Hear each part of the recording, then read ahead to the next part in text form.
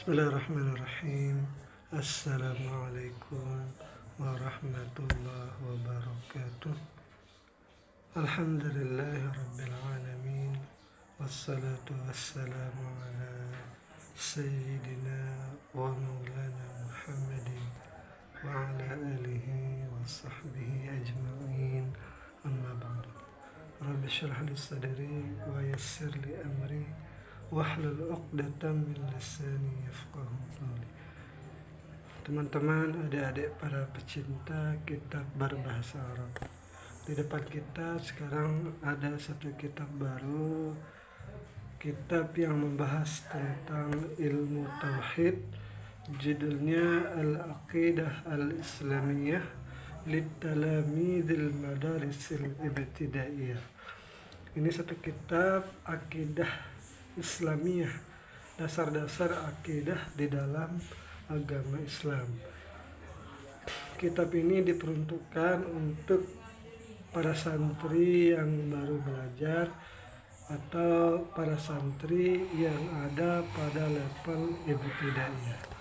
Taklif karangan dari Ustadz Al-Fadil wal Murabbi Al-Kamil Syekh Basri Ibni Al-Haji Marghubi.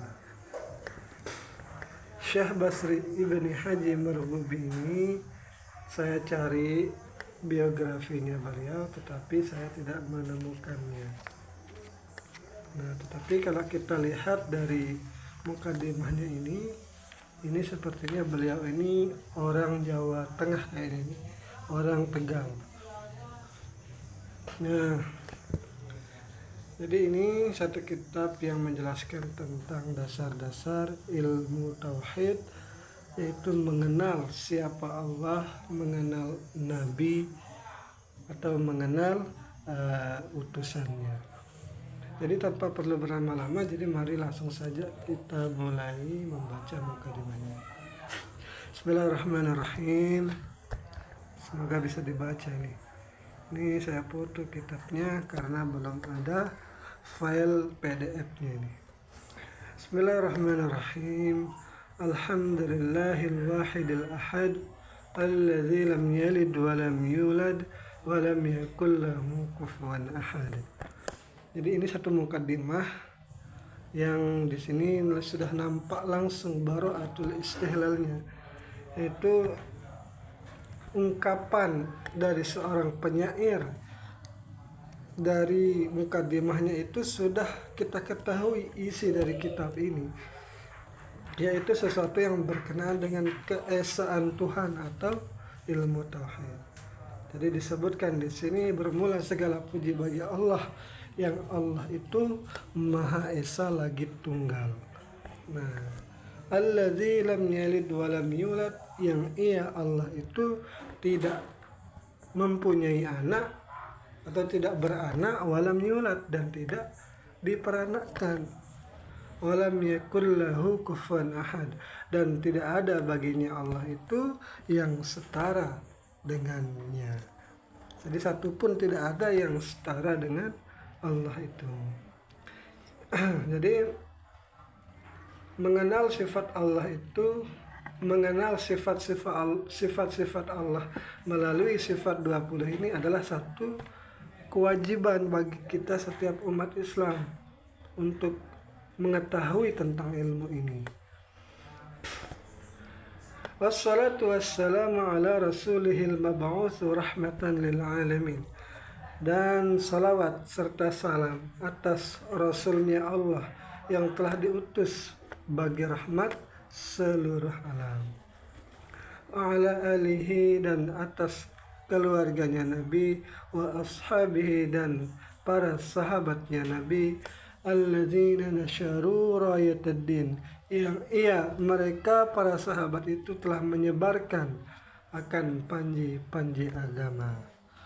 Wa ba'du, dan adapun setelah itu, setelah basmalah, hamdalah, salawat dan salam, fahadihi, maka bermula ini risalatun saghiratun, satu risalah, satu kitab yang kecil bentuknya, fima la budda minhu minal aqaiddin diniyati, yang fima la budda yang haruslah darinya sesuatu ini daripada akidah-akidah agama. Jadi kitab ini berisi tentang akidah-akidah di dalam agama Islam.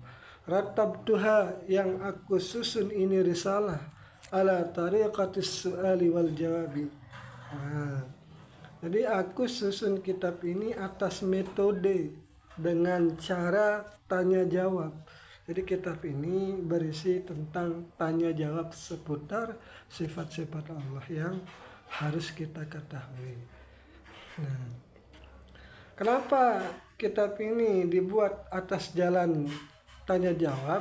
Liyashula 'ala tilmidhi hifzuha wa fahmuha, agar mudahlah bagi para santri untuk menghafal dan memahami kitab risalah ini. Fa'as'alullaha an ya'umma naf'uha, maka aku meminta kepada Allah untuk umumlah, tersebarlah kemanfaatan risalah ini. Wa arju minal qari'i qabulaha, dan aku mengharapkan daripada para pembaca akan penerimaan risalah ini. Fa innamal a'malu binniyati wa likulli imri'in ma nawa. Dan maka hanya saja amal itu tergantung niat. Walikulli imri'in ma nawa, dan bagi tiap orang-orang itu apa yang ia niatkan. Basri Ibnu Al-Haji, Margowi, Tegal, Indonesia. Jadi ini beliau adalah orang Indonesia. Jadi bagi para teman-teman atau yang para pendengar yang sudah dewasa lah gitu, pasti dulu sudah pernah mengaji ini. Mungkin ada sebagian yang ingat, ada sebagian yang setengah-setengah ingat, atau mungkin ada yang sudah lupa. Jadi ini kembali merefresh ingatan kita tentang sifat-sifat Allah yang wajib, hukumnya wajib untuk kita ketahui tentang sifat-sifat Allah ini. Nah, langsung saja kita masuk ke pembahasan pertama tentang ma'rifatullah ta'ala. Ma'rifat kepada Allah ta'ala. Apa maksud ma'rifat? Yaitu mengenal Allah ta'ala. Sin soal. Pertanyaan. Malladhi yajibu fi haqqihi ta'ala. Bermula, apakah yang wajib pada haknya Allah ta'ala? Nah, ada yang bertanya kepada kita, apa yang wajib pada haknya Allah ta'ala? Sifat apa yang wajib? Lalu kita jawab, yajibu fi haqqihi ta'ala. Wajib pada haknya Allah ta'ala yashruna sifatan, itu 20 sifat. Yashruna jadi fa'il dari yajibu, fa'il itu marfu', tanda rafa'nya wawu karena diserupakan dengan jamak muzakkar salim.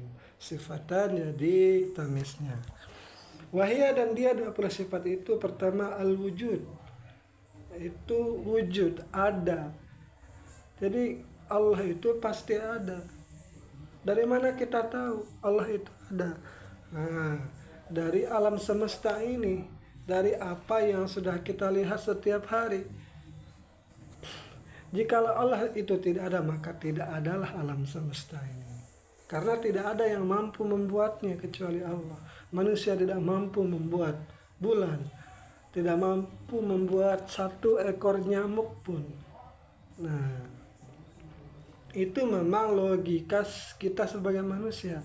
Jika kita lihat satu benda yang tidak mungkin manusia membuatnya, pasti ada yang membuatnya. Kita lihat di sekeliling kita ada meja, ada bangku. Tidak mungkin ada dengan sendirinya. Pasti ada tukang-tukang yang membuatnya. Tidak mungkin langsung satu meja itu lahir dengan ketelitian. Tingginya seperti ini, lebarnya seperti ini. Pasti ada yang membuatnya. Maka bagaimana lagi dengan sesuatu yang lebih besar dari meja dan bangku. Seperti bumi kita ini. Planet-planet yang berjalan di garis edarnya dengan rapi, pasti ada yang mengaturnya.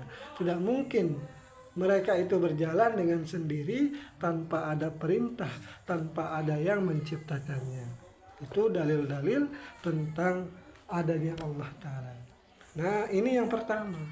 Nanti selanjutnya Qidam sampai dengan seterusnya ini akan kita bahas dalil-dalilnya di sini. Sifat yang kedua adalah Qidam. Qidam itu artinya terdahulu. Allah itu ada sejak dahulu sampai sekarang ada. Nah, itu adalah sifat Allah. Qidam artinya Allah itu ada semenjak zaman dahulu sampai sekarang. Wal baqa'u, dan baqa artinya kekal. Sampai kapan Allah itu ada? Sampai kekal. Allah itu adalah kekal. Tidak ada akhirnya.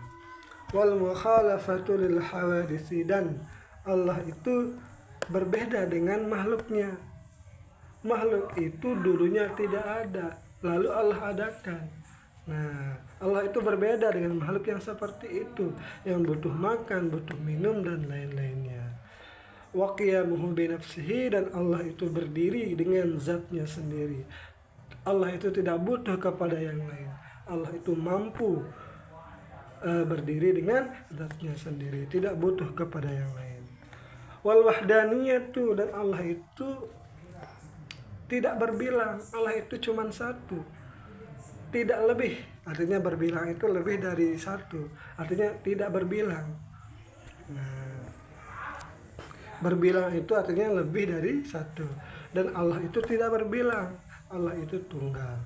Wal qudratu, dan Allah itu kudrat, artinya Allah itu berkuasa. Allah berkuasa, mampu menciptakan apa saja yang Allah kehendaki. Wal iradatu, dan iradah, artinya Allah itu berkehendak. Wal ilmu, Allah itu mengetahui. Wal hayatu, Allah itu hidup. Was sam'u, dan Allah itu mendengar. Wal basaru, Allah itu melihat. Wal kalamu, Allah itu bisa berbicara.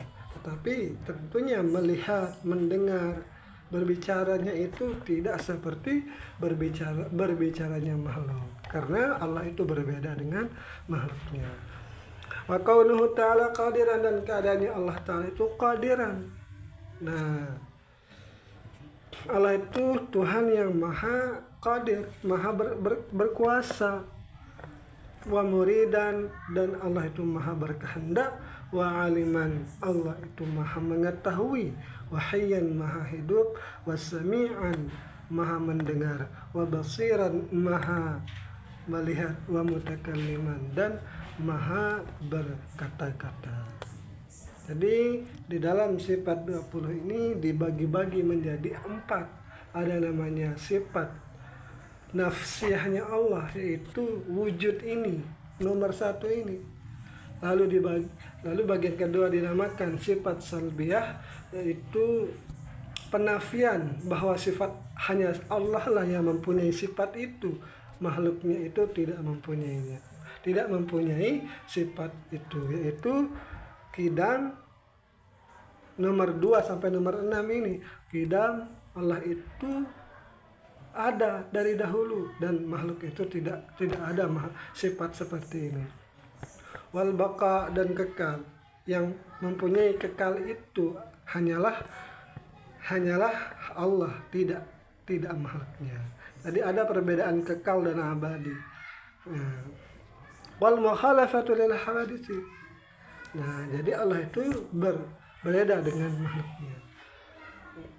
Dan yang mempunyai sifat seperti ini ya hanya Allah. Wa qiyamuhu bi nafsihi, dan Allah itu tidak butuh kepada yang lain. Hanya Allah yang mempunyai sifat seperti ini. Wal wahdaniyatu, dan hanya Allah lah yang bersifat tunggal. Wal qudratu, dan qudrat.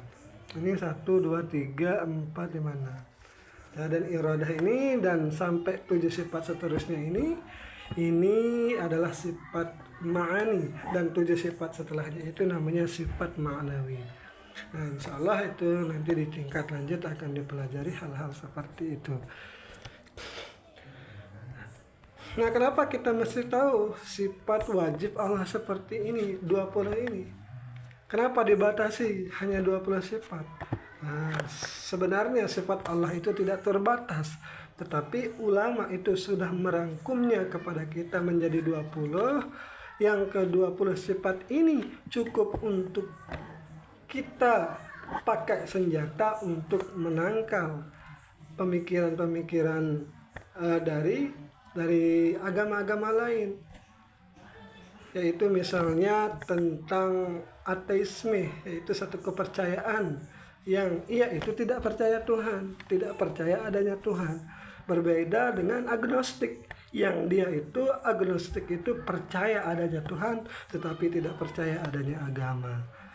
Nah, bila ada pertanyaan dari seorang ateis kepada kita, wahai muslim, apakah Allah itu ada? Nah, kita jawab, Allah itu wujud.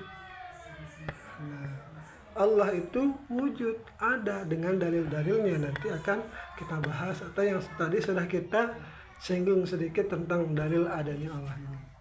Nah, ini nomor satu ini untuk menangkal dari pemikiran dari ateisme. Nomor 2 sampai nomor 5 ini untuk menangkal pemikiran dari agama sebelah lagi, itu agama Kristen dan Yahudi yang menjadikan manusia itu seperti Tuhan. Nah, karena orang Yahudi itu juga menggambarkan Tuhannya itu Tuhan yang berbentuk orang tua, umurnya seperti ini, tingginya seperti ini. Jadi ada pentajisiman di sana. Begitu juga orang Nasrani, mereka sangat nyata menjisimkan Allah, itu Tuhan itu berbentuk seperti Yesus lah gitu. Padahal Allah itu mukhalafatul lil hawadisi, berbeda dengan makhluknya. Nah, seperti itu. Dan kapan juga harusnya Tuhan itu sejak dahulu ada. Nah, gitu. Berarti Yesus itu sebelum jadi Tuhan, jadi belum Tuhan berarti. Wal baqa, dan kekal. Sudah nyata di sana, Yesus itu sudah mati, diceritakan di sana. Sedangkan Tuhan yang mati itu tidak pantas kita jadikan Tuhan. Tuhan itu harus maha kekal dan berbeda dengan makhluknya. Tidak makan, tidak butuh kepada toilet dan seterusnya. Waqiyamuhu binafsi, dan Tuhan itu tidak butuh kepada yang lain, harus dia itu mampu berdiri atas zatnya sendiri. Sedangkan Tuhan yang kedua agama tersebut itu butuh kepada yang lain, butuh kepada tempat. Sedangkan Allah itu tidak butuh kepada tempat.